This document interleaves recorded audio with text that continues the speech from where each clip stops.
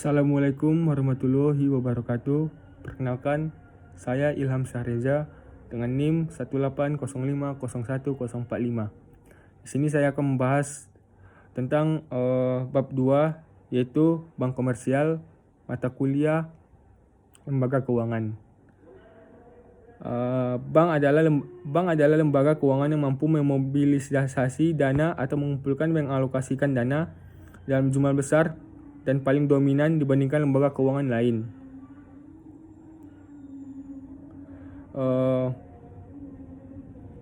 Bank komersial juga disebut sebagai lembaga perantara keuangan, yaitu dalam transaksi keuangan ada risiko yang dihadapi oleh pemilik dana karena informasi asimetris. Lanjut, yaitu aktivitas bank komersial. Bank komersial berfungsi mengumpulkan dana dari deposan supplier dana dengan menerbitkan kewajiban dan mengalokasikannya ke pihak debitor atau demander dana sehingga menjadi aset bank. Lanjut, liabilitas atau kewajiban, yakni instrumen bank komersial yang menarik dana dari pihak ketiga yang terdiri dari pertama yaitu checkable deposit atau cek giro yang merupakan simpanan nasabah yang dapat dicairkan dengan menulis cek sehingga memiliki likuiditas yang tinggi dan tingkat pengembalian yang rendah. Yang kedua yaitu non-transaction deposit. Non-transaction deposit ini dibagi dua, yaitu tabungan dan deposit berjangka. Yang ketiga dari contoh liabilitas atau kewajiban yaitu borrowings, yang dimana saat di kekurangan dana bank dapat mencari pinjaman dana di pasar antar bank.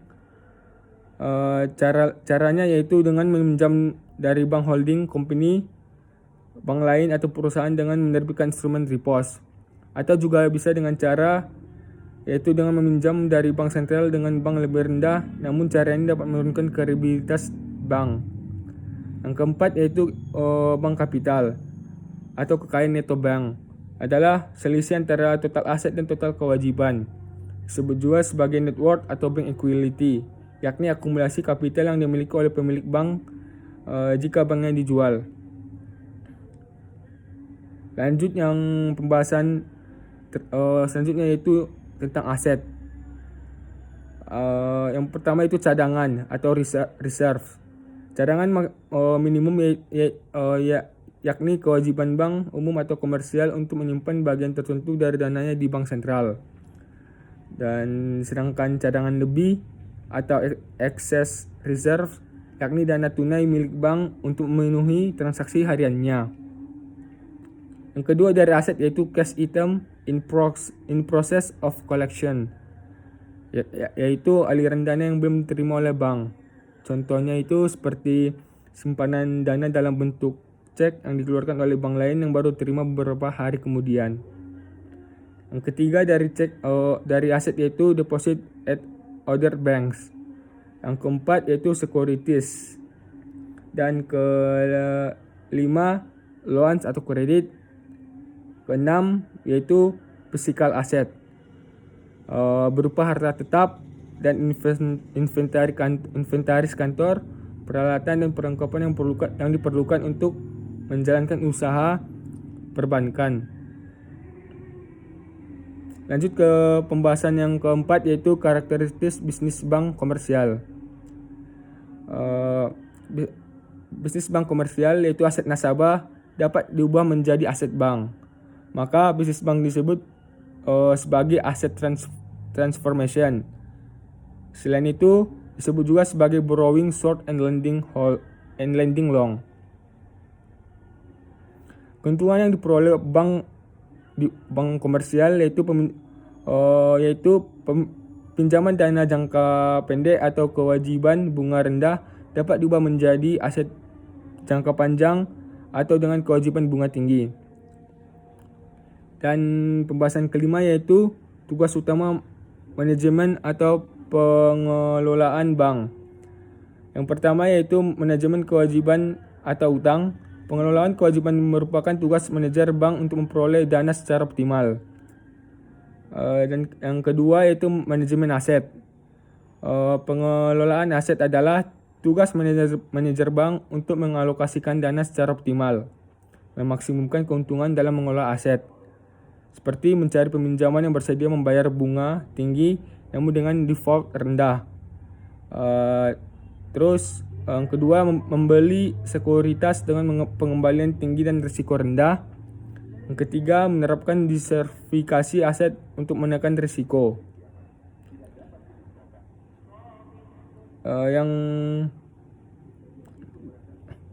juga prinsip-prinsip manajemen aset sebagai pemberian peminjaman yaitu antara lain melakukan penyaringan atau pengawasan. Yang kedua, hubungan jangka panjang dengan pelanggan. Ketiga, komitmen pinjaman. Keempat, jaminan. Kelima, saldo kompensasi. Dan kelima, penjatahan kredit. Jadi lanjut ke tugas ketiga dari manajemen atau pengelola bank, yaitu manajemen likuiditas. Tugas manajer itu memenuhi penarikan dana nasabah secara optimal, maka bank harus memiliki dana kas atau tunai. Pilihan untuk memenuhi kewajiban membayar dana nasabah ada 4, yaitu meminjam ke bank atau perusahaan lain. Yang kedua, menjual sekuritas yang dimiliki. Ketiga, meminjam ke bank sentral. Dan keempat, mengurangi pinjamannya dengan melakukan calling in loans.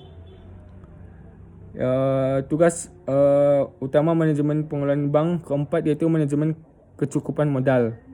Alasan bank untuk memenuhi kecukupan modal yaitu menghindari bank terhadap kemungkinan terjadinya kegagalan bank. Kedua yaitu jumlah modal yang dimiliki bank mempengaruhi pendapatan pemilik bank atau pemegang saham. Ketiga, memenuhi batas minimum modal bank yang ditentukan oleh regulator. Sekian pembahasan tentang bab 2 ini. Kurang dan janggalnya saya mohon maaf. Assalamualaikum warahmatullahi wabarakatuh.